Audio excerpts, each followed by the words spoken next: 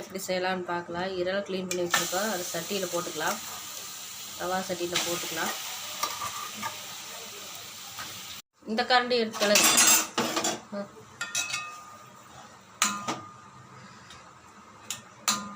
இதில் தண்ணி வரும். அப்புறம் நம்ம தண்ணி சுண்டுற அளவுக்கு விட்டுடலாம். தேவையான உப்பு போட்டுக்கலாம். இதில் தண்ணி விடுது பாருங்கள். இதிலே வெந்துடும். வேகலை மட்டும் லைட்டாக தண்ணி விட்டுக்கலாம். பாருங்கள் நல்லா வணங்குது. இதில் தண்ணியெல்லாம் வத்துட்டும். ட்ரை ஆகிடுச்சு. தனியாக அதை எடுத்து வச்சுக்கலாம்.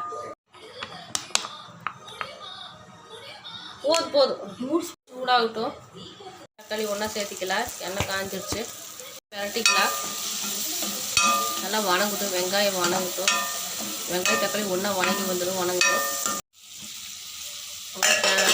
கலக்கி விட்டுக்கலாம். இதுவே நல்லா வெந்து வந்துடும். நம்ம மசாலா சேர்த்திக்கலாம். இப்போது மிளகாத்தூள் போட்டுக்கலாம்.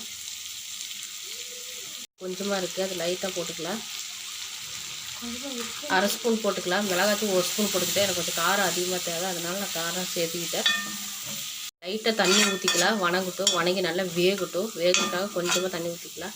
பூண்டு பேஸ்ட் சேர்த்திக்கலாம். கருவேப்பிலை தழை சேர்த்திக்கலாம். சேர்த்து நல்லா கலந்து விட்டுக்கலாம். கொஞ்சமாக தண்ணி ஊற்றிக்கலாம். வேகிற அளவுக்கு தண்ணி ஊற்றிக்கலாம். தண்ணி ஊற்றி மூடி வச்சுக்கலாம். வேகட்டும். அது கொதி வருது. மூடி வச்சுக்கலாம். வேகட்டும். கொஞ்சம் கம்மியாக வச்சுக்கலாம். அடுப்பை வேகமாக வைக்க வேண்டாம். அடுத்து கிளறி விட்டுக்கலாம். நல்லா கலர் வந்துருச்சு பாருங்கள். இறால் நல்லா வெந்து வந்துருச்சு. உப்பு ஓகே, சூப்பர் டேஸ்ட்டாக இருக்குது. டேஸ்ட் பண்ணி பார்த்தா நல்லாயிருக்கும். உப்பு காரம் எல்லாம் கரெக்டாக இருக்குது. இறால் வறுவல் ரெடி ஆகிடுச்சு. நீங்களும் வீட்டில் ட்ரை பண்ணி பாருங்கள். சூப்பரான சுவையான இறால் வறுவல் சும்மாவே சாப்பிடலாம். அவ்வளோ டேஸ்ட்டாக இருக்குது.